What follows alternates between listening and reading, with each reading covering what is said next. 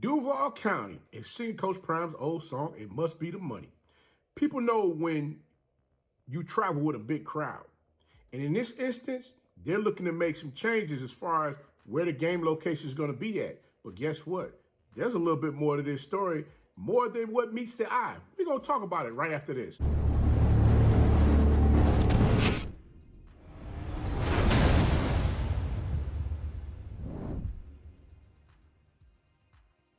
You know, it's your favorite coach back at it again. 10 toes down, about to tell you how it all went down. This is Tomorrow League Sports Network with your host, Coach Walker. If you're new to the channel, please like, share, subscribe. Hit that notification bell so you can get all upcoming videos.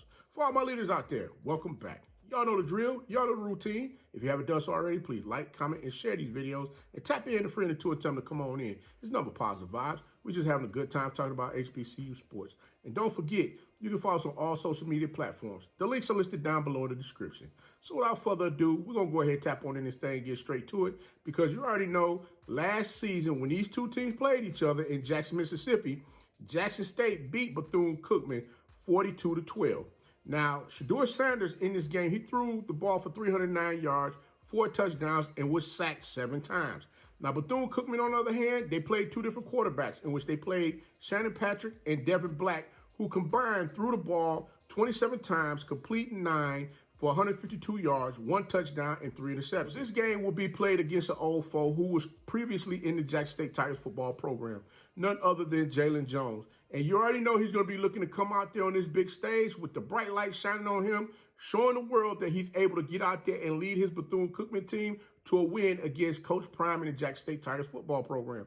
So I know many of you like, Coach, come on, man. Are you kidding me? Listen, you never underestimate any man out there on the field, especially when they're playing against their previous team, because they're going to come out there with a chip on his shoulder. And you know he's going to be trying to show and prove that he really was that guy over there at Jackson State when many people was doubting him. So you got to understand that one as well. And I know a lot of y'all are looking at me at that side. I'm like, yeah, Coach, really? Are you serious, Coach? I mean, I understand Jackson State has their quarterback, QB1, Shedeur Sanders, who threw the ball for over 3,000 yards last season. He had 8 interceptions, 30 touchdown passes, and the Jerry Rice Award winner. I got all of that. True freshman who balled out. You got to give him his props on that. But one thing for certain is this. You already know, competitive-wise, Jalen Jones is going to be looking to come out there and submit his name against Jackson State, letting the world know that, hey, he's coming out here to get a W against that team.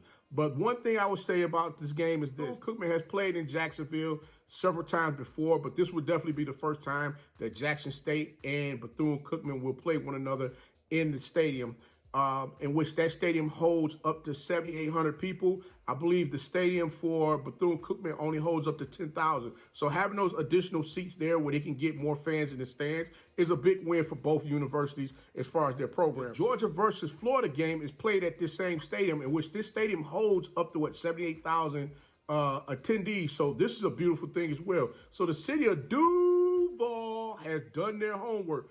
And when you saw it posted that Jackson State averaged 42,293 in attendance, which was an FCS record last season, and they had 50,000 plus in the Mercedes-Benz Stadium for the Celebration Bowl. You know, they ended up losing to South Carolina. I got to put that out there too, because I know y'all like, yeah, Coach, why you ain't telling all of them? I'm telling you all of them. So there you go. Yes, South Carolina won that game against Jackson State. The Celebration Bowl was in front of 50,000 plus.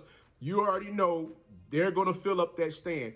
And I'm going to tell you this right now. Looking at the numbers, according to Jackson State website, the attendance for the game last season was 26,428. So if this is a 78,000 seat stadium, we need to see 50 more thousand behinds in them stands. And I know daggone well between these two teams, they can get it done, because guess what? There's going to be another classic going on that weekend in which there are going to be some folks that's going to come and watch these two teams play. Not to mention all of the HBCU fans around the world, knowing that they can come to Jacksonville where they're going to be somewhere where it's nice and cool and the sun's going to be out. They can have a good time. They can watch football all weekend long. They're going to want to bring themselves to come watch this game. Now, the other game that I'm talking about that's going to be out there in Jacksonville is the Northwest Classic, which will be the 53rd time Range High School and Ribault High School is going to play one another. Now, hopefully, the kickoff for the game between Bethune-Cookman and Jackson State is early. That way, the coaches can, get the teams together, get everybody situated, and then Coach Prime and his coaching staff, they check out some of the athletes over the Northwest Classic to see if there's a few athletes they may want to bring into the Jack State program or into the Bethune-Cookman program. But guys, like I said before, this is a win-win for both universities. I'm looking forward to seeing a great game.